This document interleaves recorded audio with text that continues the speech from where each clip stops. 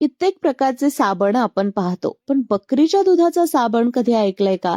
तर सोनभद्रच्या या महिला बकरीच्या दुधाचे साबण बनवतात. उत्तर प्रदेशच्या सोनभद्र ग्रामीण भागातील या महिला बकरीच्या दुधापासून बनवतात साबण. पूर्वी लोक हसायचे, आज त्यांच्या कामाची चर्चा मात्र परदेशात सुद्धा होते.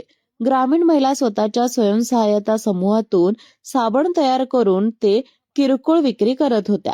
पण साबण विकून लाखोंचं उत्पादन त्यांनी कमवलं आणि बकरी पालकांनाही चांगलाच दर मिळाला. आता 300 ते 400 रुपये लिटर दूध इथे खरेदी केलं जातं. काही महिलांनी घरीच बकऱ्या ठेवल्या आहेत. याचं कारण म्हणजे आपल्याच बकरीचं दूध घेऊन त्या या दुधापासून साबण बनवतात. महिला उद्योजकतेचं साबणातलं हे यश आता अखंड परदेशात सुद्धा पोहोचलं आहे आणि म्हणूनच त्यांचे साबण आता जर्मनीपर्यंत पोहोचले आहेत. उत्तर प्रदेशातील गावातील या महिला हे करू शकतील असं कोणालाच वाटलं नव्हतं, पण महिलांनी हे करून दाखवलं.